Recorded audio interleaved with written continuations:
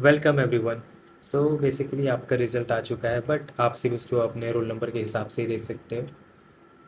लेकिन जो female rank वाला जो लिस्ट है वो अभी तक नहीं आया है, और मेरे को नहीं लगता है वो टाइम से आ भी पाएगा। तो आपका जो चॉइस फिलिंग वाला जो डेट्स है वो निकल चुके हैं कि 3 तारीख से 6 तारीख तक चॉइस फिलिंग है। फिर आप एडिटिंग कर सकते हो 7 तारीख को की, अगर आप अपने चॉइस को ऊपर नीचे करना चाहोगे तो वो कर सकते हो। तो इसमें आपको कुछ सोचना भी नहीं है। ओवरऑल तो एक ही गवर्नमेंट कॉलेज है बेसिक बीएससी का, पूरे रांची में, पूरे झारखंड में। तो यही है। अब issue of professional seat allotment, जो अलॉटमेंट लेटर रहता है, जो जितने जन पार्टिसिपेट करते हैं ना, जैसे कि 1000 जन है, 1000 में से अगर 800 जन पार्टिसिपेट करते हैं तो उनका फिर अलग सा रैंक आता है। तो वो अलॉटमेंट लेटर वाला जो है, अलॉटमेंट सीट अलॉटमेंट, उसमें जिसको जो कॉलेज मिले रहता है वो उसका मतलब लिस्ट रहता है कि अगर आपको कॉलेज ऑफ नर्सिंग मिला है तो college of nursing RIMS Ranchi, तो वो सब रहेगा। तो वो आपको 9 तारीख तक पता चल जाएगा। 9 तारीख तक सबका फैसला हो जाएगा कि किसको कौन सा कॉलेज मिलेगा, किसको कौन सा कॉलेज नहीं मिलेगा। ओके। उसके बाद आता है डॉक्यूमेंट वेरिफिकेशन। तो ओनली 3 डेज़ का टाइम मिलेगा, और ये ही सबसे क्रूशियल चीज़ है क्योंकि वेरिफिकेशन काफ़ी स्ट्रिक्टली होता है यहाँ पे।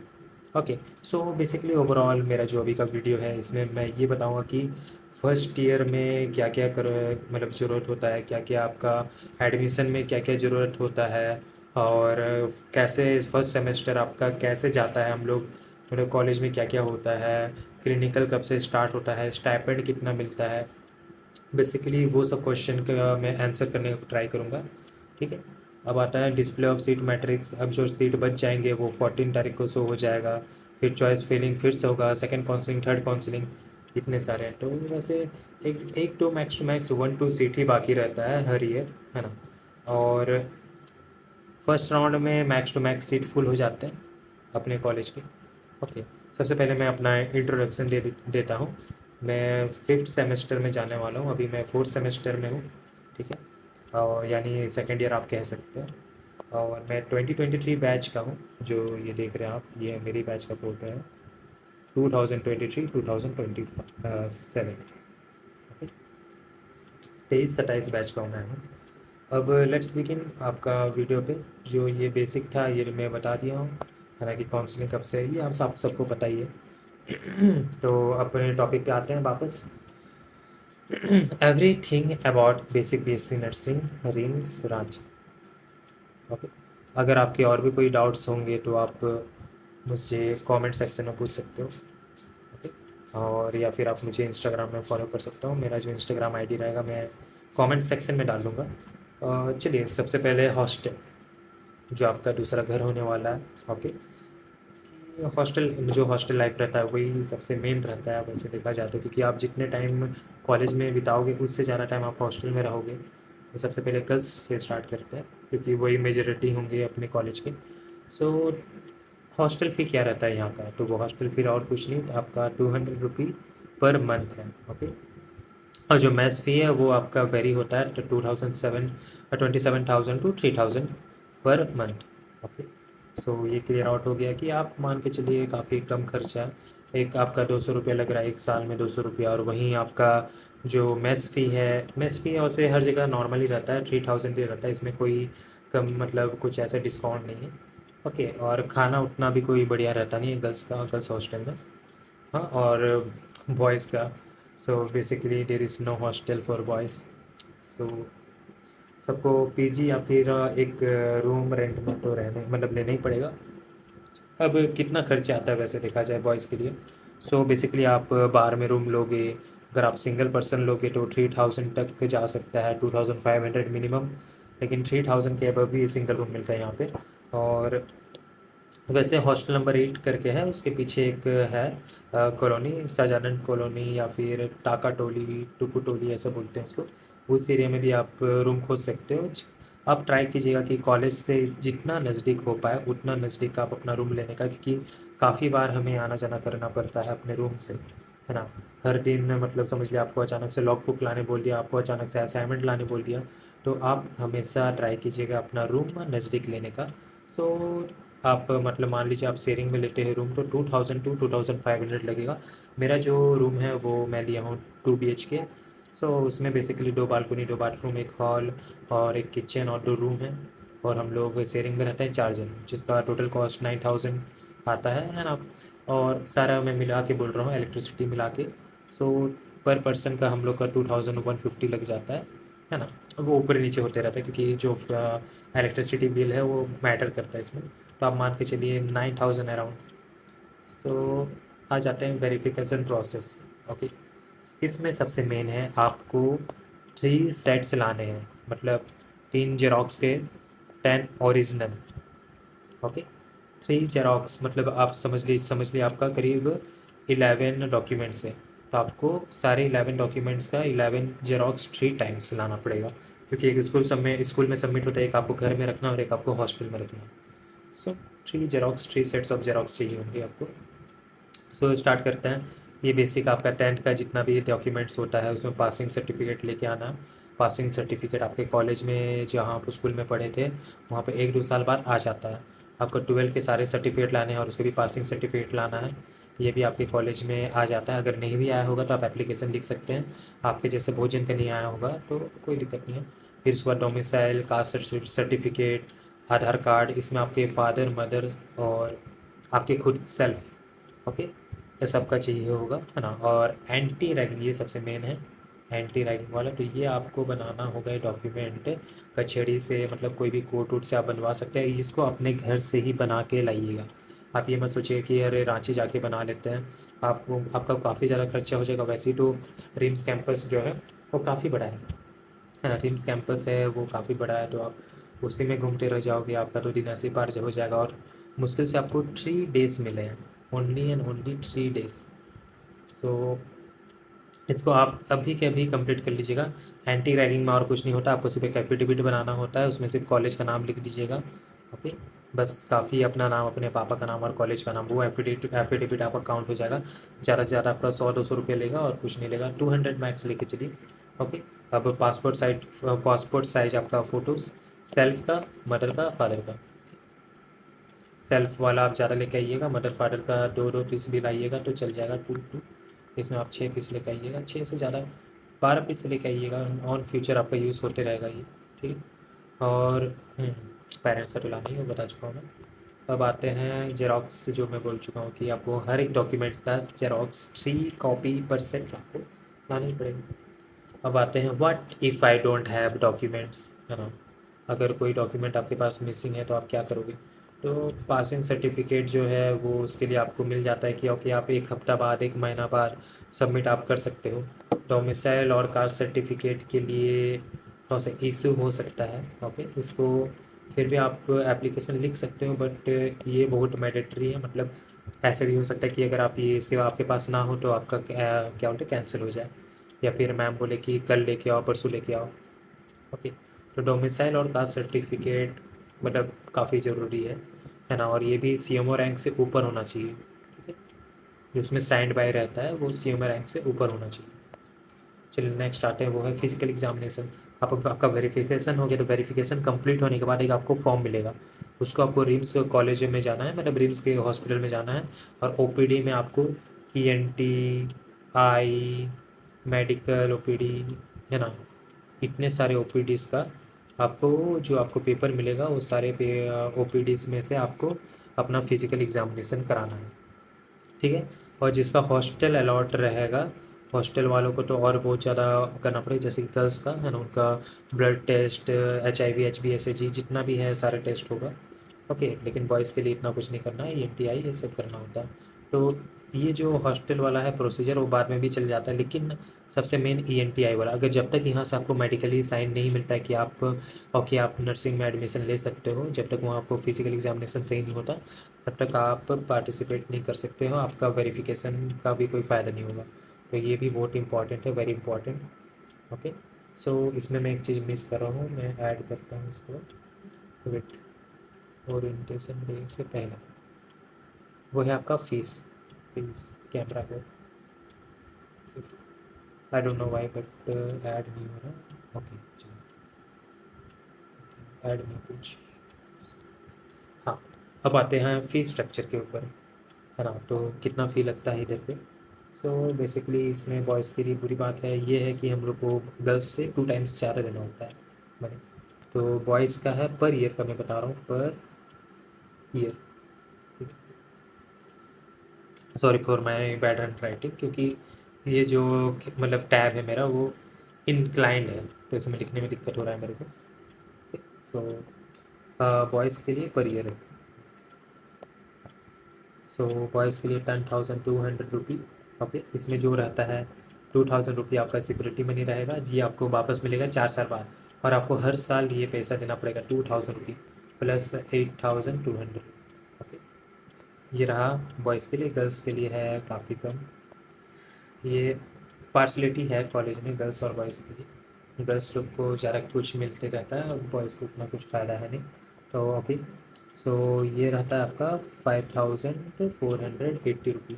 इसमें मतलब जो है कोई डिवीज़न है कि 2,000 रुपी कॉशन है, 2,000 रुपी कॉशन है, और बाकी के लेफ़्ट ओवर है वो आपको ट्यूशन फ़ी है। ठीक है, आप कैलकुलेट कर लीजिएगा, वही 3,480 आएगा। ओके, सो क्लियर आउट हो गया ये फ़ी के बारे में भी, है ना। तो आप अपने पास कैश लेके आइएगा, इधर पे ऑनलाइन ऑनलाइन कुछ नहीं होता। ओके, कि आप ऑनलाइन पेमेंट कर दीजिएगा, अपने पास कम से कम 10,000 रुपी कैश तो लाइएगा। 10,000 रुपी कैश, कब क्या ज़रूरत पड़ जाए। ओके, और मैं जितना भी डाटा बता रहा हूँ ये 2023 का डाटा है। ओके, और मैं इसमें एक और चीज़ मिस कर जा रहा था, वो है bond paper. So where is bond paper, इधर एक ऐड कर देता हूँ। सो जो बॉन्ड है वो लास्ट टाइम जब मेरे टाइम में था वो 5 लाख का था, और इस बार था 1 लाख का। और अब इस बार क्या होगा वो मैं बता नहीं सकता हूँ, बट अराउंड 2 लाख हो सकता है बॉन्ड पेपर। अगर आप इस कोर्स को बीच में छोड़ के जाते हो तो क्या हो सकता है, आपको पे करना पड़ेगा अपने डॉक्यूमेंट्स लेने के लिए। ओके, तो इस बार जो होगा कुछ भी हो सकता है। ओके, है ना। ये मैनेजमेंट पे डिपेंड करता है। अब आता है ओरिएंटेशन डे। अब आपका वेरिफिकेशन हो गया, आपको फिजिकल एग्जामिनेशन भी हो गया। अब इसके बाद क्या, अब आता है जिस दिन आपका कॉलेज खुलेगा। ओके, मतलब फर्स्ट काउंसलिंग के दौरान ही कॉलेज खुल जाता है, बट सेकंड काउंसलिंग का ये वेट नहीं करते हैं। तो आपका ओरिएंटेशन डे होगा। ओरिएंटेशन में पूरे कॉलेज के बारे में बताया जाएगा, कोर्स के बारे में बताया जाएगा, टीचर्स के बारे में बताया जाएगा, है ना। हर एक चीज़ बताया जाएगा आपको, है ना, A to Z। ओके, हाँ, अब आते हैं सेम डे में जिस दिन ओरिएंटेशन होता है उसी दिन गर्ल्स लोग अपने मतलब वैसे तो सारी गर्ल्स बुक करके आते हैं, कार और बुक करके आते हैं, और अपना जितना भी सामान है उसी दिन ओरिएंटेशन डे में लाते हैं और उसी दिन शिफ्टिंग करते हैं। हाँ, एक और चीज़ मैं बताना भूल गया, ओरिएंटेशन डे में आपको अपने पेरेंट्स भी लाना होते हैं। पेरेंट्स, ठीक है, पेरेंट्स भी आते हैं ओरिएंटेशन डे में, वो भी देखते हैं कॉलेज का क्या हाल है क्या हाल नहीं है ना। आपको आने से पता चल जाएगा, काफ़ी इंफ्रास्ट्रक्चर अपना कॉलेज का ख़राब हो चुका है, इसलिए हमें एडमिनिस्ट्रेशन ब्लॉक जाना पड़ता है जहाँ पे MBBS का क्लास होता है। सबको नहीं जाने मिलता है, किसी किसी बैच को जाने मिलता है। Same day hostel allotment articles to bye.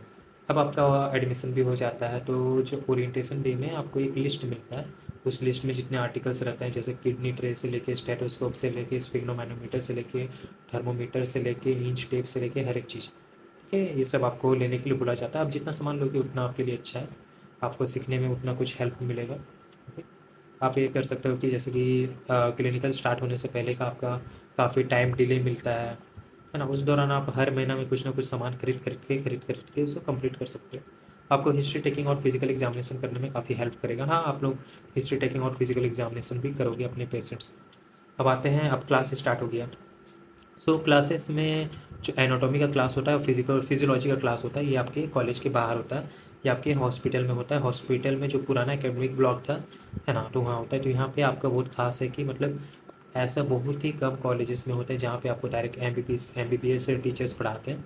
तो जो लोग PG करते हैं यहाँ पे, PG first year, PG second year, PG third year, है ना, तो ये लोग आपको पढ़ाते हैं फिजियोलॉजी और एनाटॉमी। ठीक है, ये दोनों का अलग क्लास होता है, एनाटॉमी का फर्स्ट फ्लोर में होता है, फिजियोलॉजी का सेकंड फ्लोर में होता है। तो काफ़ी अच्छा लगेगा आपको स्टार्टिंग में। ओके, सो जो MBBS को पढ़ाते हैं वही टीचर्स हमें पढ़ाते हैं। ओके, और बहुत सारे क्लासेस जैसे कि फंडामेंटल ऑफ नर्सिंग, है ना, सोशियोलॉजी, साइकोलॉजी, ये सब अपने कॉलेज में होते हैं। तो जो साइकोलॉजी के हैं उसके काफ़ी अच्छे टीचर्स हैं, जो भी डॉक्टर हैं अपने मतलब साइकोलॉजी डिपार्टमेंट के, वो हमारे कॉलेज में आते हैं, वो पढ़ाने के लिए। साइकोलॉजी काफ़ी अच्छा, मेरे को इंटरेस्ट लगा था साइकोलॉजी में। आप लोग को भी काफ़ी मज़ा आएगा, एनाटॉमी फिजियोलॉजी से भी ज़्यादा अच्छा लग सकता है। तो ओके, अब आते हैं 3rd मंथ लेट, मतलब 3 महीना बाद आपका क्या होगा कि फ्रेशर पार्टी, लैंप लाइटिंग ये सब हो चुका होगा, अब आपका क्लिनिकल स्टार्ट हो जाएगा। ये जो लैंप लाइटिंग है ये ओथ सेरेमनी जैसा है, यहाँ पे हम लोग ओथ लेते हैं कि ये अपना काम जो भी है हम सही से निभाएंगे, है ना। ओके तो लेट्स, ये मेरा लैंप लाइटिंग का फ़ोटो है हम लोग का। सो मैं कहाँ हूँ इसमें, ये रहा। ओके सो लैंप लाइटिंग में आप देख सकते हैं हम लोग का यूनिफॉर्म क्या है। हम बॉयज़ को वैसे वाइट जो है शर्ट वाइट, और जो पैंट है वो डार्क ब्लू, मतलब एमबीबीएस का जो यूनिफॉर्म रहता है हम लोग का सेम रहता है। ओके, और गर्ल्स लोग का इस टाइप से रहता है, आप देख सकते हैं। ये हम लोग का लैंप लाइटिंग था, हम लोग 13 बैच थे बीएससी के। ओके, गलत जगह हाईलाइट कर रहा हूँ। ओके आप देख सकते हैं तो आप कितने बैच होंगे आप खुद से काउंट कर लीजिए, 15 बैच। तो फर्स्ट सेमेस्टर में क्या करने मिलेगा। ओके तो आपको क्या फंडामेंटल लैब होता है अपने कॉलेज में, वहाँ पे आपको अलग अलग प्रैक्टिसेस कराए जाएंगे, जैसे बेड मेकिंग का। हाँ, आपको बेड मेकिंग भी करना पड़ेगा हॉस्पिटल में, और वाइटल साइंस और जितने भी हैं, मतलब जो बेसिक होते हैं वो सिखाया जाएगा आपको, ठीक। तो फर्स्ट सेमेस्टर में वही है, आपको बेड मेकिंग करने बोला जाएगा, वाइटल साइंस करने बोला जाएगा, हिस्ट्री टेकिंग करने बोला जाएगा। ये आपको रिम्स कॉलेज, मतलब रिम्स के हॉस्पिटल में ये सब करने मिलेगा। ओके अब आप देखते हैं वार्ड कौन कौन से मिलेंगे। एक आपको मेडिसिन वार्ड मिलेगा और सर्जरी वार्ड मिलेगा। ये ए टू डी तक रहता है, 1 to 10 मान के चलिए, टोटल 10 वार्ड इसमें और 10 वार्ड इसमें। ओके, और हर वार्ड में आप लोग 5 से 4 जन रहोगे, है ना। एक एक बैच के 5 से 4 जन रहेंगे, और आपके साथ आपके सीनियर्स भी रहेंगे, और आपके सीनियर्स भी बहुत अच्छे हैं। ओके, उनकी बात ज़रूर माने, लिसन टू योर सीनियर, है ना। क्योंकि आप जितना उनके साथ कोऑपरेट करोगे उतना ज़्यादा हम फंक्शन, उतना ज़्यादा आपका जो ईयर्स रहते हैं वो ज़्यादा, इससे ज़्यादा इंजॉयबल कराएंगे। ओके, जैसे कि मान लीजिए अब लास्ट टाइम मेरा टाइम में क्या हुआ था कि जैसे ही हम अपना एडमिशन हुआ था उसके 1 वीक के अंदर ही गरबा का फंक्शन हुआ था, है ना। तो हम बहुत अच्छे से कोऑपरेट किए थे उसमें। इस कारण से क्या हुआ, हमें भी ये गर्ल्स हॉस्टल में हुआ था। ओके, सो वहाँ पे हमने काफ़ी अच्छे से उसको फंक्शन को भी निभा, मतलब ये किया था, है ना। बहुत अच्छा फंक्शन हुआ था, गरबा नाइट बहुत अच्छे से हम लोग डीजे उजे बुला के बहुत अच्छा फंक्शन हुआ था, डांस हुआ था, हर चीज़ हुआ था, काफ़ी अच्छा लगा था, और ग्रुप फ़ोटोज़ हुए थे। तो अब जितना आप अपने सीनियर्स का बात मानोगे उतने ज़्यादा हम फंक्शन करा पाएंगे, क्योंकि जो मैक्सिमम जो डेकोरेशन का काम रहता है वो फर्स्ट ईयर को ही करना होता है, जो मैनेजमेंट का काम रहता है फर्स्ट ईयर को करना होता है, और इंजॉयमेंट भी आप ही करोगे। सो आप ट्राई कीजिएगा जितना हो सके उतना सीनियर्स का बात मानने के लिए, ठीक है। हाँ, और हमारे यहाँ पे नियम है बॉस और सीनियर का, अब तो यू कि आप क्या बोलना चाहोगे। अब आते हैं आपके जो सीनियर्स है, ये आप देख सकते हो। ओके, तो ये उनके फ्रेशर था। हाँ, ये उनका फ्रेशर पार्टी का फ़ोटो है। ओके, तो आप जितना हो सके आप ट्राई कीजिएगा, और आपके सीनियर्स काफ़ी अच्छे हैं, काफ़ी टैलेंटेड हैं, और इस बार डांसिंग उनसिंग भी बहुत अच्छा किया था आपके सीनियर ने, सिंगिंग भी कर रहे थे, है ना। तो आप ट्राई कीजिए कि आप जब आए अपना आपका जो बैच रहे वो अभी के सीनियर है उससे भी काफ़ी अच्छा रहे, ठीक है। डांस उस अगर कुछ भी फंक्शन हो, डांस सिंगिंग जो कॉम्पिटिशन क्विज सब में आप पार्टिसिपेट लेने का कोशिश कर कीजिएगा, ठीक है। और हाँ, एक और आपका रहता है कि स्टाइपेंड। सो बेसिकली स्टाइपेंड कितना, मतलब बोझ का क्वेश्चन रहता है, स्टाइपेंड कितना मिलेगा ओके। ये मैथ्स का आधा फी भी नहीं होता है, फिर भी जितना भी मिल रहा है, आप एक बार आपको स्टाइपेंड मिलना स्टार्ट हो जाए तो आप ये जो 1500 रुपये है इसके लिए भी आप तरसोगे। अब जो है सो है ना। तो ये स्टाइपेंड आपका 15,000 है, मतलब 15,000 10 महीने में। अगर सही में एक महीना में अगर 15,000 मिलता तो काफ़ी अच्छा होता, लेकिन ऐसा कुछ नहीं है, 1500 ही है। सो अब जो मिल रहा है आपको उसमें खुश रहना पड़ेगा, और ये भी जो पैसा है आपको ऐसा नहीं कि आज मतलब अगले महीना मिल गया फिर नेक्स्ट मंथ भी सेम टाइम में मिले, तो ऐसा बहुत बार होता है, 3 महीना 4 महीना डिले होता है पैसा आने में। ओके, और लास्ट में थैंक यू। और आपका अगर कोई भी क्वेरी रहेगा, कुछ भी क्वेश्चंस रहेगा, आप मुझे यूट्यूब में भेज सकते हो, या फिर आप मेरे पर्सनल इंस्टाग्राम अकाउंट में भी भेज सकते हो।